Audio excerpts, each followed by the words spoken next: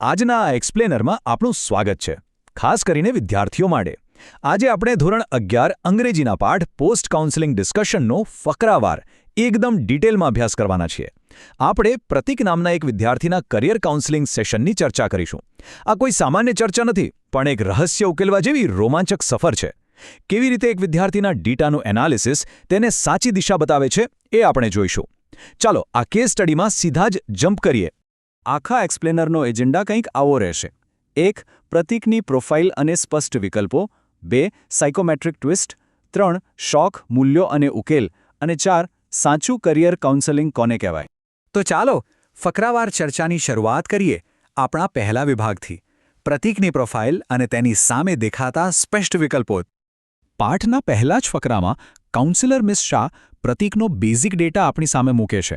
જુઓ, પ્રતિક સાયન્સ પ્રવાહના AB ગ્રુપનો વિદ્યાર્થી છે, એટલે એન્જિનિયરિંગના રસ્તાઓ તો ખુલ્લા જ છે. પણ રસપ્રદ વાત એ છે કે તે સોફ્ટ સ્કિલ્સમાં બહુ સારો છે. કેમિસ્ટ્રીમાં તેને 80 માર્ક્સ છે અને કમ્પ્યુટર પર કામ કરવું તેને ગમે છે. એક ડિટેક્ટિવની જેમ વિચારીએ તો આ આપણી પહેલી ક્લૂ છે. હવે આ ડેટા પરથી મિસ શાહ પહેલું લોજિકલ તારણ કાઢે છે. પ્રતિક સોફ્ટ સ્કિલ્સમાં સારો છે, રાઈટ? એટલે મિકેનિકલ અને ઇલેક્ટ્રોનિક્સ એન્જિનિયરિંગ તો સીધા જ કેન્સલ થઈ જાય, કારણ કે ત્યાં મશીનરી અને હાર્ડ સ્કિલ્સનું કામ વધુ હોય છે. તો હવે બચ્યા કયા ઓપ્શન? કાં તો કેમિકલ એન્જિનિયરિંગ અથવા તો સોફ્ટવેર એન્જિનિયરિંગ. પણ અહીંયા એક બહુ જ નાની પણ ઇમ્પોર્ટન્ટ ડિટેલ આવે છે. ટેક્સ્ટ મુજબ પ્રતિકને ફેક્ટરીનું વાતાવરણ બિલકુલ પસંદ નથી. હવે વિચારો, કેમિસ્ટ્રીમાં ભલે 80 માર્ક્સ હોય, પણ જો ફેક્ટરીમાં કામ કરવું જ ન ગમતું હોય તો કેમિકલ એન્જિનિયરિંગ પણ સાચો રસ્તો નથી. એટલે અત્યારે ઉપરછલ્લી રીતે જોતા તો કમ્પ્યુટરના શોખને કારણે સોફ્ટવેર એન્જિનિયરિંગ જ બેસ્ટ ઓપ્શન લાગે છે. બરાબર આ જ સમયે ફકરામાં પ્રતિકના પિતા મિસ્ટર મહેતાનો એક પ્રશ્ન આવે છે. પણ શું આટલી ટકાવારી સાથે તેને આ બ્રાન્ચમાં એડમિશન મળશે? મોટાભાગના પેરેન્ટ્સની જેમ તેઓ પણ અત્યારે માત્ર માર્ક્સ અને કટ ઓફ પર્સન્ટેજ પર જ ફોકસ કરી રહ્યા છે. પણ અસલ કાઉન્સેલિંગ કંઈ માર્ક્સ પર પૂરું થોડી થાય છે. હવે આવે છે આપણો બીજો વિભાગ, સાયકોમેટ્રિક ટ્વિસ્ટ. અહીંથી આખી ગેમ બદલાવાની છે. આગળના ફકરામાં મિસ શાહ મિસ્ટર મહેતાની ઉતાવળ પર થોડી બ્રેક લગાવે છે. તેઓ કહે છે કે ભાઈ થોડી ધીરજ રાખો. તેઓ 2 નવા છુપાયેલા પુરાવા ટેબલ પર મૂકે છે. ઇન્ટરેસ્ટ ઇન્વેન્ટરી એટલે કે રસ જાણવાનો સર્વે અને આઈક્યુ ટેસ્ટ. આ 2 ટેસ્ટ માર્ક્સ કરતાં પણ ઘણું ઊંડું સત્ય બહાર લાવે છે. અહીં પાઠમાંથી આપણે એક સરસ શબ્દ સમજવાનો છે, એઝમ્પશન. એઝમ્પશન એટલે કે ધારણા કે અંદાજો લગાવવો. મિસ શાહ કહે છે કે તમારો અંદાજો કદાચ સાચો હોય, પણ કરિયર જેવા મોટા નિર્ણયો ખાલી ધારણાઓ પર ન લેવાય. એના માટે સોલિડ પ્રૂફ જોઈએ. અને એ સોલિડ પ્રૂફ છે આ આંકડો 130. મિસ શાહ રિવીલ કરે છે કે પ્રતિકનું આઈક્યુ સ્કોર 130 છે. આ કોઈ નાની વાત નથી. એક નોર્મલ એન્જિનિયર કરતાં આ બુદ્ધિઆંક ઘણો વધારે છે. આટલું પાવરફુલ મગજ હોય એટલે કોઈ રૂટીન કામમાં તો મજા જ ના આવે. ટેક્સ્ટના આધારે એન્જિનિયર અને સાયન્ટિસ્ટ વચ્ચેનો ડિફરન્સ સમજવો બહુ જરૂરી છે. એન્જિનિયર મોટેભાગે અસ્તિત્વમાં રહેલા સિદ્ધાંતોનો ઉપયોગ કરે છે, પણ સાયન્ટિસ્ટ એ સિદ્ધાંતો પાછળનું લોજિક શોધે છે.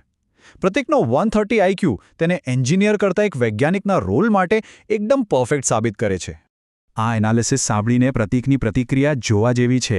તે તરત કનેક્ટ કરી જાય છે અને કહે છે કે તમારી વાત બિલકુલ સાચી છે મિસ શાહ. મને ક્યારેય એ સમજાતું ન હતું કે મને વૈજ્ઞાનિકો અને શોધો વિશે વાંચવું આટલું બધું કેમ ગમે છે. તેને પોતાની રોજબરોજની આદતોનો સાચો અર્થ હવે સમજાય છે. પ્રતિક અહીં એબ્સોલ્યુટલી શબ્દ વાપરે છે, જેનો અર્થ થાય છે ચોક્કસપણે અથવા સંપૂર્ણપણે. જ્યારે કાઉન્સેલરની વાત વિદ્યાર્થીના દિલમાં સીધી ઉતરી જાય અને તે સંપૂર્ણપણે સંમત થાય, ત્યારે સમજી લેવું કે આપણે સાચા ટ્રેક પર છીએ. હવે આપણે ત્રીજા અને સૌથી અગત્યના વિભાગ પર આવીએ છીએ, શોખ, મૂલ્યો અને ફાઇનલ ઉકેલ. આ બધું ભેગું કેવી રીતે થશે? ચાલો જોઈએ. ટેક્સ્ટ મુજબ અહીં મિસ્ટર મહેતા એક બહુ લોજિકલ સવાલ પૂછે છે. પ્રતિકને ડિટેક્ટિવ નોવેલ્સ વાંચવાનો શોખ છે, તો એ શોખ અને સત્ય તથા ન્યાયના મૂલ્યો વચ્ચે શું કનેક્શન હોઈ શકે? ઘણીવાર આપણે આપણા શોખને કરિયર સાથે જોડી શકતા નથી, ખરું ને? આ ફકરામાં 2 અગત્યના શબ્દો છે.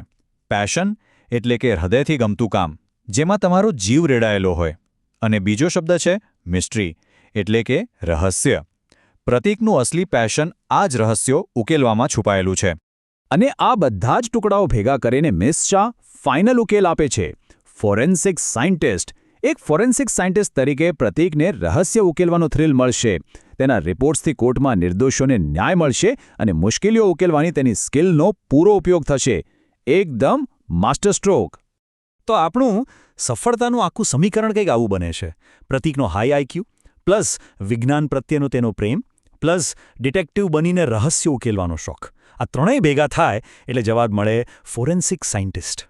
પાઠના અંતિમ ભાગમાં પ્રતીક ખૂબ જ મોટી રાહત અનુભવે છે. તે ખુશીથી કહે છે કે હું એવો વ્યવસાય અપનાવીશ જેમાં મારા શોખ, મારા મૂલ્યો, મારું પેશન બધું જ સામેલ હોય. વિચારો, જે કામમાં તમને ક્યારેય કંટાળો જ ન આવે, એનાથી ઉત્તમ કરિયર બીજું શું હોઈ શકે? પ્રતીક કહે છે કે તે આ પ્રોફેશનને પરસ્યુ કરશે. પરસ્યુનો અર્થ છે કોઈ ધ્યેયની પાછળ જવું અથવા તેને પૂરા દિલથી અપનાવવું. આ દર્શાવે છે કે જ્યારે યોગ્ય માર્ગદર્શન મળે ત્યારે વિદ્યાર્થી કેટલો કોન્ફિડન્ટ બની જાય છે. અને હવે આપણે આ એક્સપ્લોરરના છેલ્લા વિભાગ પર છીએ. સાચું કરિયર કાઉન્સેલિંગ ખરેખર શું છે? ચાલો આખી વાતનો સારાંશ જોઈએ. અંતે મિસ્ટર મહેતા બહુ પ્રામાણિકતાથી સ્વીકારે છે કે તેઓ પોતાના દીકરાની અસલી ક્ષમતાઓ વિશે સાવ અંધકારમાં હતા. આખી વાતનો મોરલ એ છે કે કરિયર માત્ર માર્ક્સ કે પરીક્ષાની ટકાવારીથી નક્કી નથી થતું. એના માટે તમારો આઈક્યુ, તમારા શોખ અને તમારી પર્સનાલિટીનું યોગ્ય વિશ્લેષણ બહુ જરૂરી છે. તો આખરે આપણા સૌ માટે એક વિચારવા જેવો પ્રશ્ન: પ્રતીકની જેમ એવા કયા છુપાયેલા શોખ છે જે એક આદર્શ કારકિર્દીને આકાર આપી શકે છે? માર્ક્સની રેસમાંથી બહાર આવીને પોતાના અસલી પેશનને શોધવાનો પ્રયાસ ચોક્કસ કરજો. આજના આ એક્સપ્લેનરમાં જોડાવા બદલ ખૂબ ખૂબ આભાર.